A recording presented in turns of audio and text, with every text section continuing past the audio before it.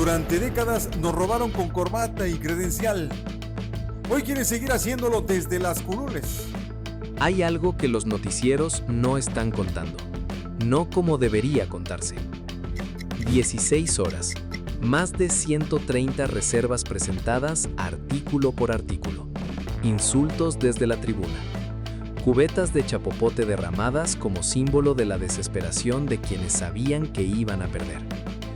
Todo ese circo, toda esa rabia escenificada, y los medios se quedaron con la anécdota, con el escándalo, con la imagen.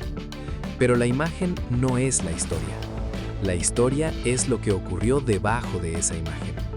Y lo que ocurrió debajo cambia completamente la lectura de todo lo que vino después.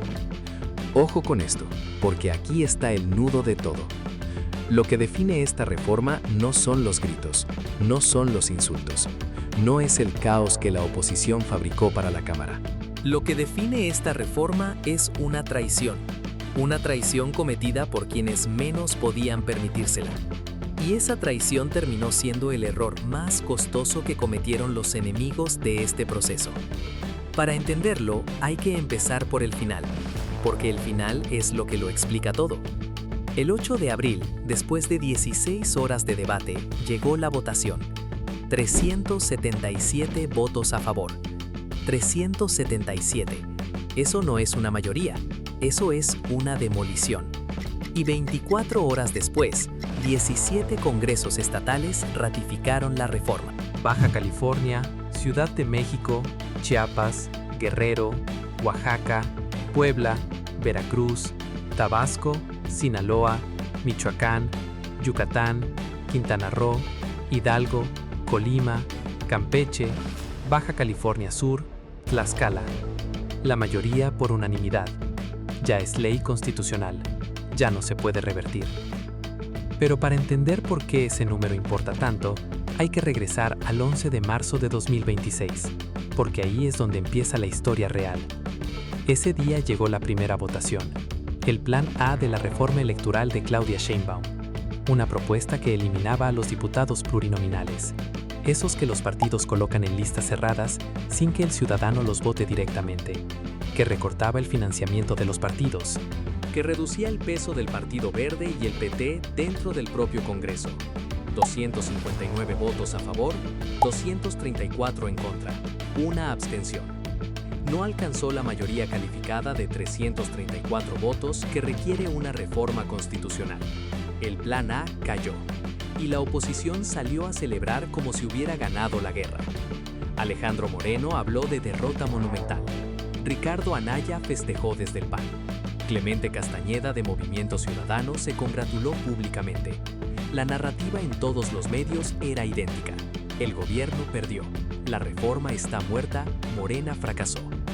Los que tenemos memoria sabemos muy bien lo que significa ese tipo de celebración anticipada. La hemos visto antes. En el 94, cuando creyeron que el país no despertaría. En el Fobaproa, cuando apostaron a que nadie entendería el saqueo. Siempre celebran antes de tiempo. Y siempre se equivocan. A ver, porque aquí viene lo que esa narrativa enterró deliberadamente. Lo que tumbó en Plan A no fue el PAN, no fue el PRI, no fue Movimiento Ciudadano. Fue el PT y el Partido Verde. Los propios aliados de Morena, los que reciben financiamiento del erario, los que han construido su existencia política a la sombra del movimiento que hoy gobierna este país.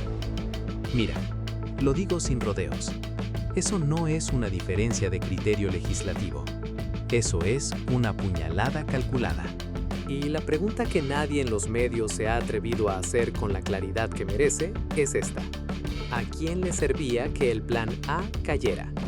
Piénsalo un segundo, porque la respuesta a esa pregunta lo explica todo. El número final, la velocidad de la ratificación, la magnitud de los 377 votos, todo. Si aún no sigues el canal Secretos del Poder Mexicano, este es el momento.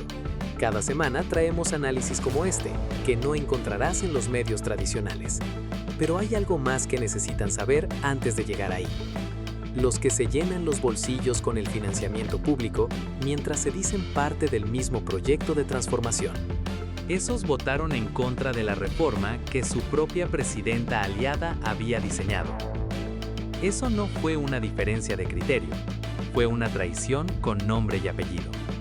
Y ese es el escándalo real que quedó sepultado bajo los festejos de la oposición. No que el PAN y el PRI votaran en contra, eso era esperado, eso era lo anunciado, sino que los que debían votar a favor se voltearon en el momento exacto en que más se necesitaba su respaldo. Ahí empezó todo. ¿Cuántos gobiernos en la historia reciente de México habrían recogido sus cosas después de esa traición y esperado al siguiente sexenio para intentarlo de nuevo? Los que tenemos memoria sabemos la respuesta. Muchos, demasiados. El viejo régimen tenía una habilidad particular para llamar derrota a lo que en realidad era rendición anticipada, para vestir la cobardía de prudencia política. Sheinbaum no recogió nada, estudió qué había fallado, identificó exactamente dónde estaba la fractura y diseñó 3 movimientos simultáneos que la oposición, todavía celebrando su primera victoria, no vio venir. Primer movimiento, un plan B. Una versión diferente de la reforma, más enfocada, que ya no tocaba la existencia de los aliados, pero que sí avanzaba en lo que más importaba de cara al 2027. Reducción de los presupuestos de los congresos estatales, límite de 15 regidores en los ayuntamientos. Tope salarial para los funcionarios del INE, que no pueden ganar más que la presidenta. Reducción del 15% del presupuesto del Senado en 4 años. Medidas de austeridad que tocan directamente a los actores políticos que llevan décadas viviendo del erario. Ojo con esto, porque ese detalle lo es todo. Segundo movimiento. Envió el Plan B al Senado directamente, sin pasar por la Cámara de Diputados donde había fallado. El Senado lo aprobó el 26 de marzo con 87 votos a favor y 41 en contra. El PT regresó al redil, el Verde también. La revocación de mandato, que había sido el punto de quiebre, fue retirada de la propuesta. Lo importante avanzó, lo que generaba conflicto se dejó para después. Tercer movimiento. Con la reforma ya aprobada en el Senado, llegó a la Cámara de Diputados el 8 de abril. Y ahí fue donde ocurrió lo que nadie está contando bien. 16 horas de debate. 16 horas. Más de 130 reservas presentadas por la oposición para intentar modificar el dictamen artículo por artículo. Gritos desde la tribuna. Acusaciones cruzadas. Un diputado de Morena que recogió una cubeta de chapopote que el diputado de MC había dejado como protesta simbólica y la tiró cerca de sus pies. El PAN llamó a MC hipócritas fosforescentes por votar con Morena. MC llamó al PRI y al PAN oposición coprofílica. Morena llamó al PAN mafia inmobiliaria y recordó que para ser dirigente del PAN, según el propio Felipe Calderón en su libro Decisiones difíciles, necesitas tener orden de aprehensión. La jornada lo describió como pleito de cantina. 16 horas de todo lo que la oposición tenía. Y al final de esas 16 horas, 377 votos a favor, en lo general. Morena, PT, Partido Verde y parte de Movimiento Ciudadano. 102 en contra. 0 abstenciones. Después, en lo particular, 343 votos a favor, 124 en contra. Mira, lo digo sin rodeos. Lo que pasó en esas 16 horas no fue un debate legislativo. Fue el último manotazo de una oposición que ya sabía que había perdido. Cuando un bloque político recurre a cubetas de chapopote y a insultos de cantina, es porque ya no tiene argumentos, ya no tiene votos, ya no tiene nada. Y lo saben. Y nosotros también lo sabemos. Aquí es donde todo cambia. Porque esta reforma no es solo una victoria legislativa. Es la historia de cómo se juega el ajedrez político cuando el tablero no te favorece. El Plan A cayó el 11 de marzo. El Plan B se convirtió en ley constitucional el 9 de abril, menos de 30 días. Eso no es improvisación, eso es estrategia. A ver, porque el contexto que viene ahora es el que explica por qué esto importa más allá del número de votos. En 2027 se renueva la totalidad de la Cámara de Diputados, las 500 curules. Y se disputan 17 gubernaturas, más de la mitad de los 32 estados. Son las elecciones de mitad de sexenio. las que históricamente el partido en el poder pierde, porque la gente usa ese voto para mandar un mensaje. Las que en el pasado del PRI se ganaban manipulando las reglas. Ahora se van a disputar con reglas nuevas. Los congresos estatales verán reducidos sus presupuestos. Los ayuntamientos tendrán un límite de regidores. Los funcionarios del INE tendrán tope salarial. El Senado recortará su presupuesto un 15% en 4 años. Fíjense bien en lo que eso significa en la práctica. Los operadores políticos que durante décadas usaron el presupuesto público como caja chica electoral van a tener menos dinero para comprar voluntades, menos estructura para mover votos, menos margen para hacer lo que siempre han hecho. Esto no es nuevo, ya nos lo hicieron antes, pero al revés. Cuando el viejo régimen tocaba las reglas electorales, siempre era para blindar sus propios privilegios, para garantizar que el dinero público siguiera fluyendo a sus redes. Esta reforma va exactamente en la dirección contraria, y por eso gritaron 16 horas, porque cuando les duele de verdad, gritan, y esta vez les dolió. Ahora que esta reforma ya es ley constitucional, ¿usted cree que la oposición va a intentar revertirla por la vía judicial o ya no les queda ningún recurso real? Déjenos su opinión en los comentarios, porque esa respuesta va a definir el siguiente capítulo de esta historia. La oposición que celebró el 11 de marzo ahora ve cómo la reforma que juró detener forma parte de la Constitución mexicana. El PAN dijo que no iba a pasar. El PRI prometió que lo iba a detener. Movimiento Ciudadano aseguró que lo bloquearía.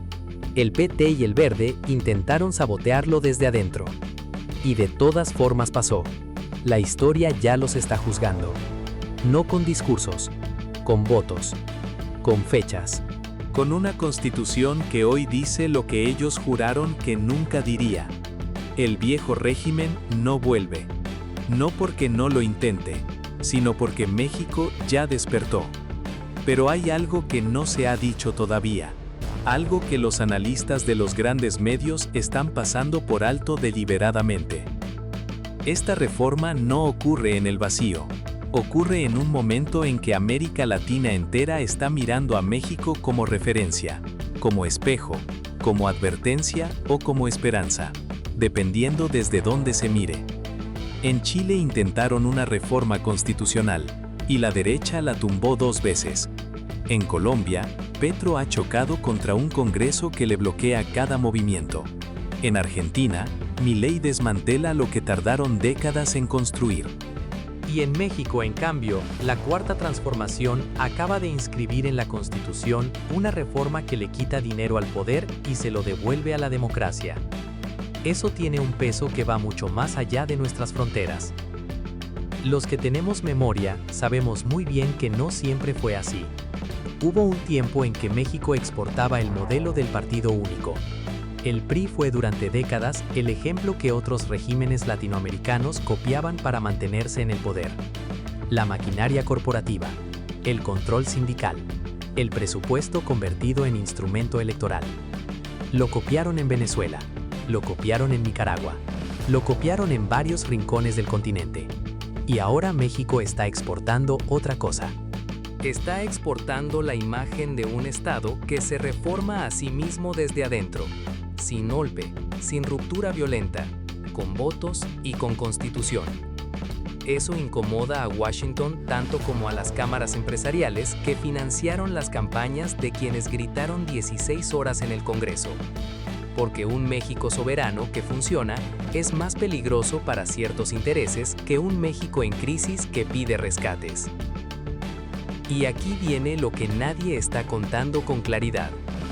Los actores que perdieron esta batalla no van a desaparecer, van a reagruparse, ya lo están haciendo. Los mismos organismos empresariales que financiaron la narrativa del caos institucional están en este momento reuniéndose con operadores de la oposición para definir la estrategia del siguiente ciclo electoral. Los mismos think tanks que producen los informes que luego citan los medios extranjeros para hablar de México como si fuera un estado fallido, están redactando ya sus nuevos documentos. La batalla cambió de terreno, pero la batalla no terminó. Y la audiencia que nos escucha esta noche lo sabe mejor que nadie. Los que llevan décadas viviendo en Estados Unidos y han visto cómo se construye el relato sobre México desde afuera, saben exactamente de qué estamos hablando. Han escuchado en inglés lo que nunca coincide con lo que ven cuando regresan a casa. Han leído los titulares que pintan a México como un país al borde del abismo, justo cuando México está tomando decisiones que ningún gobierno anterior se atrevió a tomar. Esa distancia entre el relato y la realidad. Esa es la grieta que esta reforma acaba de ensanchar. Y por eso importa, no solo como dato constitucional, sino como señal de que algo estructural está cambiando en la forma en que este país se gobierna a sí mismo. Y antes de que termine este análisis, si quieres seguir entendiendo lo que los medios no te cuentan sobre México, suscríbete a Secretos del Poder Mexicano. El mundo está mirando a México, no como curiosidad, como referencia. Lo que Claudia Sheinbaum acaba de mover en el tablero constitucional no es un asunto interno que se quede en las páginas de los periódicos de la Ciudad de México. Es una señal que están leyendo en Washington, en Bruselas, en los centros de poder que llevan décadas apostando a que este país nunca se atrevería a tocar los privilegios de su propia clase política.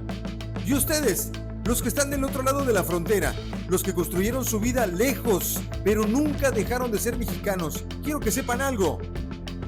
Este país está peleando por su dignidad y lo está haciendo con nombre y apellido, sin pedir permiso y sin mirar hacia atrás.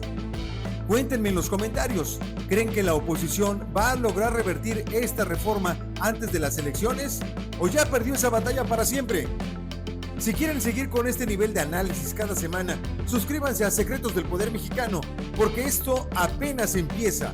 México no retrocede.